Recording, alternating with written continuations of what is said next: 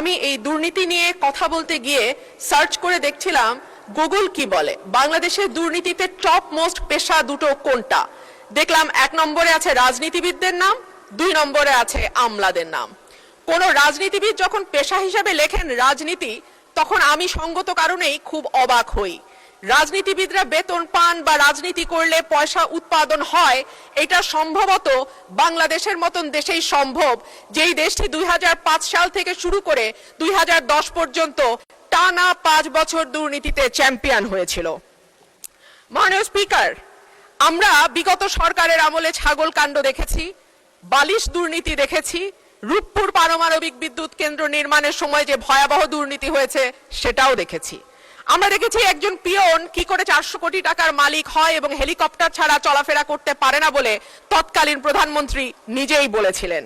মাননীয় স্পিকার, আমরা ব্যাংক থেকে লক্ষ কোটি টাকার লোপাট দেখেছি, ভুয়া কোম্পানির নামে অর্থ আত্মসাৎ, ইচ্ছাকৃত ঋণ খেলাপি ইত্যাদি ইত্যাদি দেখেছি। ওভার ইনভয়েসিং, আন্ডার ইনভয়েসিং, হুন্ডি, ভুয়া রপ্তানি বিল মারফত টাকা কিভাবে দেশের বাইরে পাচার হয়েছে। আমরা দেখেছি মেগা প্রজেক্ট, মেগা দুর্নীতি। আমরা দেখেছি নিয়োগ, পদোন্নতি এবং সরকারি অনিয়ম। স্বাস্থ্য খাতে মিঠু সিন্ডিকেটের দৌরাত্ম্যের কথাও কম বেশি আমরা জানি।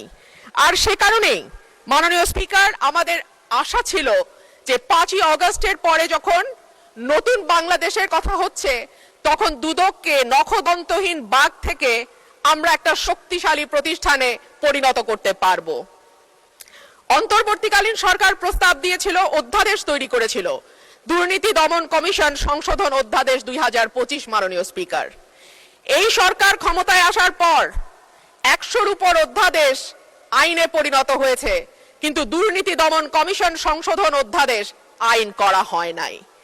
সরকারের নিয়তটা কি তা এই দুর্নীতি দমন কমিশনকে নখদন্তহীন করে রাখবার যেই সংস্কৃতি, সেখান থেকে বের না হওয়ার উদাহরণ দিয়ে স্পষ্ট হয়ে যায় এই সরকার আসলে দুর্নীতি দমন করার ব্যাপারে কতটুকু আন্তরিক। মাননীয় স্পিকার, দুদককে শক্তিশালী করা হলে কেন সরকারগুলো ভয় পায় কিছু কিছু আমরা বুঝি।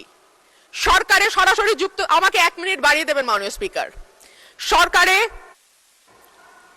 1 মিনিটে আপনি সমাপ্ত করুন। সরকারে সরাসরি যুক্ত থাকে রাজনীতিবিদরা এবং পরোক্ষভাবে যুক্ত থাকে আমলারা।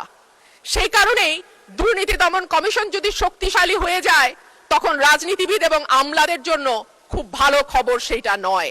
সে কারণেই ঠিক যেভাবে একটার পর একটা ভুয়া নির্বাচনের মাধ্যমে ক্ষমতায় থাকা আওয়ামী লীগ সরকার দুর্নীতি দমন কমিশনকে শক্তিশালী করে নাই, একইভাবে আমরা দেখতে পাচ্ছি অভ্যুত্থান পরবর্তী সরকারও দুর্নীতি দমন কমিশনকে শক্তিশালী করার ব্যাপারে মোটেও আন্তরিক নয়। এমনকি দুর্নীতি দমন কমিশন